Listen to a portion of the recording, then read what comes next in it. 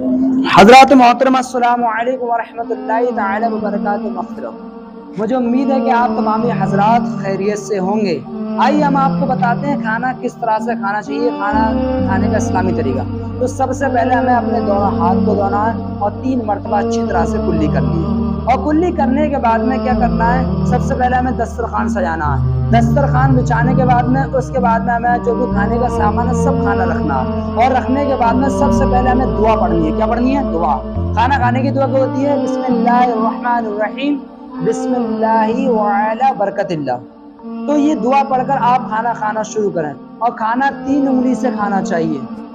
کھانا 3 انگلی سے کھانا سنت ہے۔ ان 3 انگلی سے سیدھے ہاتھ سے کھانا کھانا چاہیے، بیٹھ کر کھانا کھانا چاہیے، اور کھانا کھانے سے پہلے پانی پینا شفا ہے، بیچ میں دوا ہے، اور کھانا کھانے کے ترنت بعد پانی نہیں پینا چاہیے، وبا ہے۔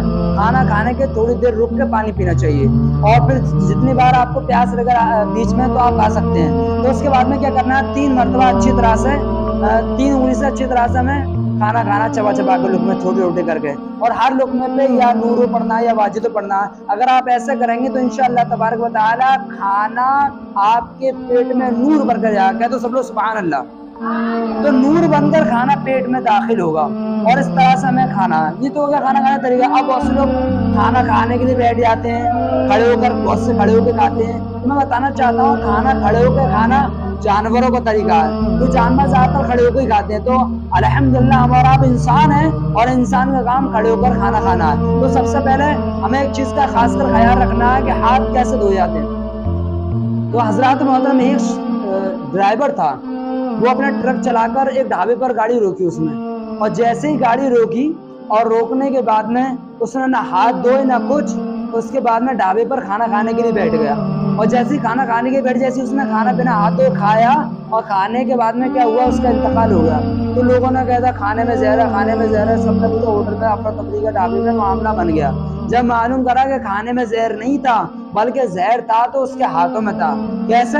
کیونکہ یہ جو ڈرائیور شخص تھا نا، گاڑی چلا کر آیا تھا، اور گاڑی چلا کر آنے کے بعد میں اس کی گاڑی کچھ خراب ہو گئی تھی، ٹائر۔